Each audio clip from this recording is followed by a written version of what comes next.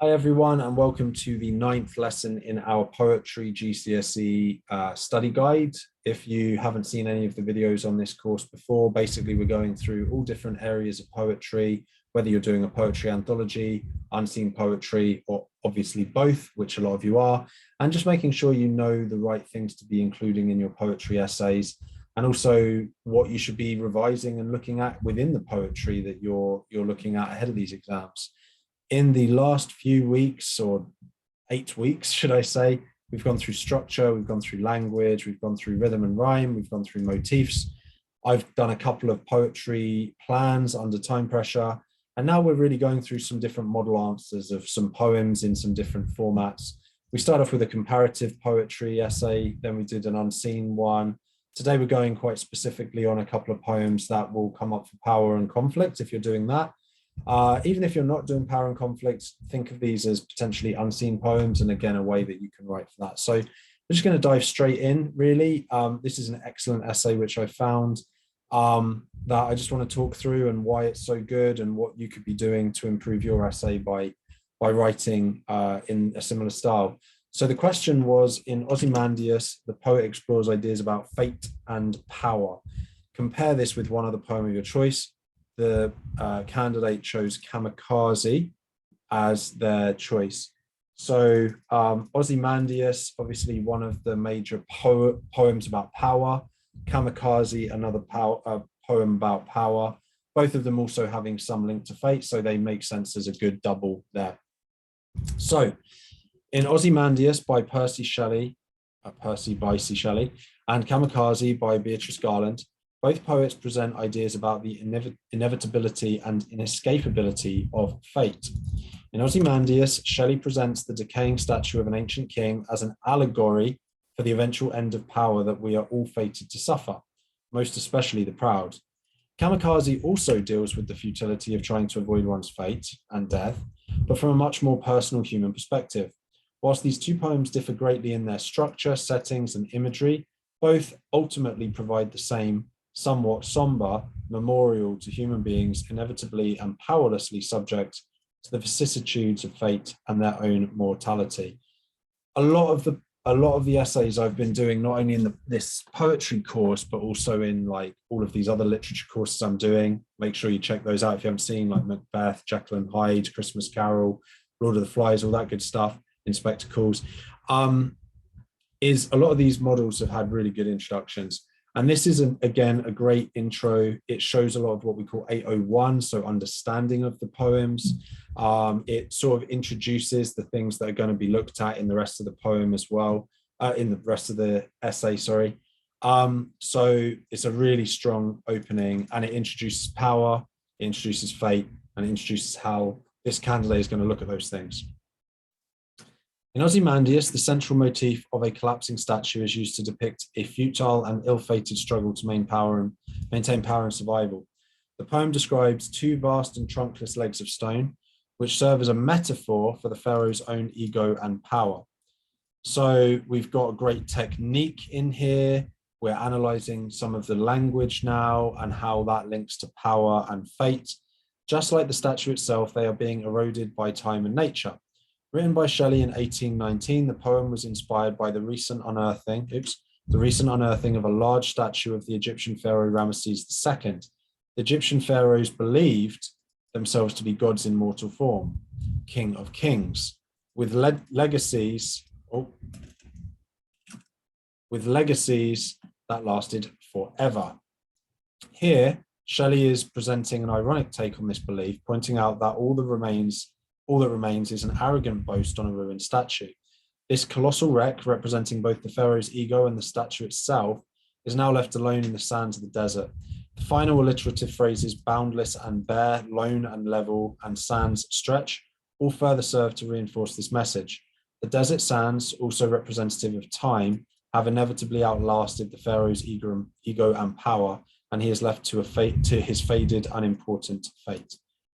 What a great paragraph this is, right? So we've got techniques in here, we've got context and how it linked to the beliefs of the pharaohs themselves, but also linked to Shelley having, lived at a time when these pharaohs and statues and everything were first being discovered.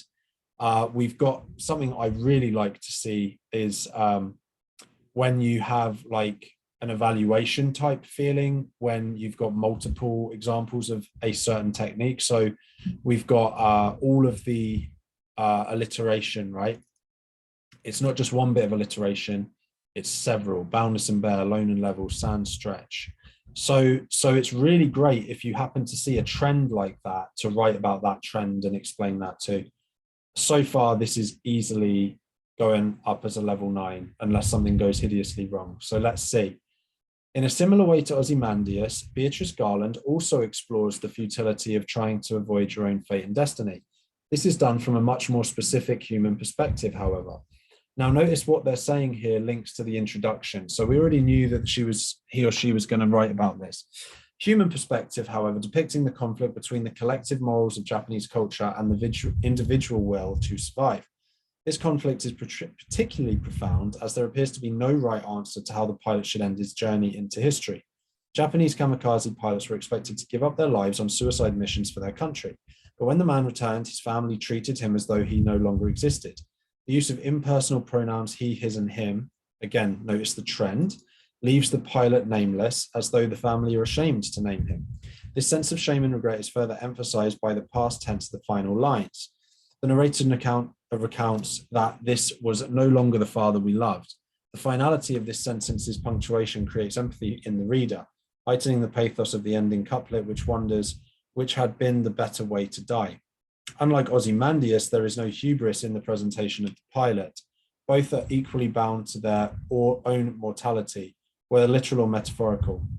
Whatever the right option was for Garland's pilot, just like the dark shoals of fishes trapped in their figure of 8, a repetitive symbol of infinity, the pilot is also caught in the net of his own destiny.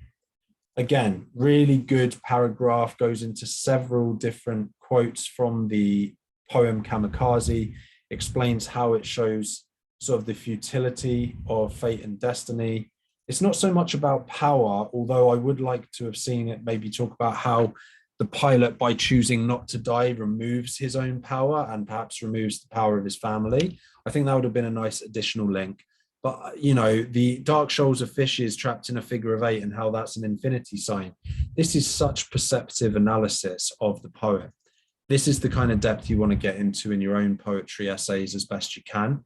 If Ozymandias comes up or if fate comes up, try and remember some of what has been said in this poetry essay, because this is how you do it. This is how you do it. Oh, and again, you don't do this for unseen poetry, obviously, but assuming we're treating this as the poetry anthology, the fact that there's this great AO3, this context of what Japanese kamikaze pilots were expected to do and so on, again, really, really good context in there. Whilst Garland's poem is presented in 7 regular sestets with a shift to italics to indicate a change of speaker, there is no overt rhyme scheme. This can be compared with Ozymandias, which also has a regular structure written in a sonnet form in iambic pentameter and an irregular rhyme scheme.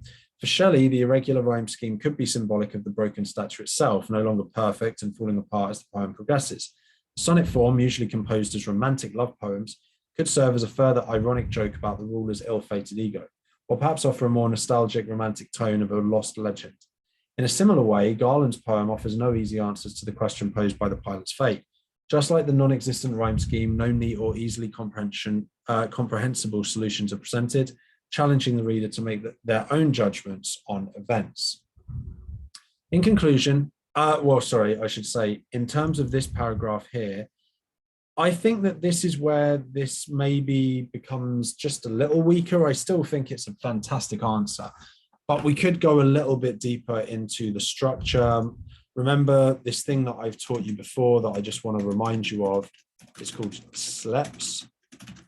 You don't have to use all of this in every answer, of course, but it stands for stanzas, caesura, line lengths, enjambment, punctuation, and sentence forms.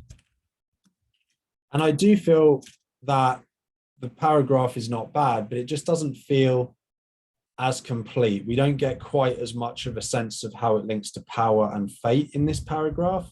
And I think we could do a little bit more here with that. Oh, my camera just went out. Sorry about that. Let's see the conclusion, bringing it home. So in conclusion, both Ozymandias and Kamikaze depict central protagonists attempting and failing to escape their own fate. While Ozymandias presents a more ironic description of a ruler sure of his own power and infallibility, Kamikaze presents a more nuanced, personalized description of an individual pilot trying to return home. Both poems explore the attempt to escape our human mortality in one way or another, however, and both show characters ultimately drawn back to their very human, very lonely destinies, both fated to be forgotten and ignored in one way or another. Quite depressing, isn't it? But effectively, whilst Ozymandias has all the power to begin with, he has none at the end. Whilst Kamikaze pilot has no power really at any point, he still doesn't now in death. Nice little conclusion. So what we've got here is a very solid answer. It could do with a little bit more work in terms of the structure paragraph. It has an amazing analysis throughout, though. It has really good context. They are comparative, really, they're compared really well against each other. And it's just shy of 800 words, which I think for a 45-minute or so essay, which is what this one would have been based on, is a really good amount of word count. You ideally want to be around 15 to 25 words per minute. And so to be doing about 800 words in about 40 minutes, roughly 20 words a minute, you know, not exactly, but that's pretty much where they're at. So really, really good. I honestly don't have a huge amount more to say on this because, as I said to you at the start, this is a really good answer. So I didn't have loads of upgrades to do. The biggest upgrade would have been on the structure, like I said. Use Schleps to help yourself with that. Other than that, it's a short video, but I think that it hopefully gives you a really good example of what I completely believe would get a level 9 at GCSE. So hopefully that helped. If you like the video, please do give it a thumbs up. If you have any questions or comments, please do leave them down below and I'll get back to you. And I will see you in the next one. Thank you.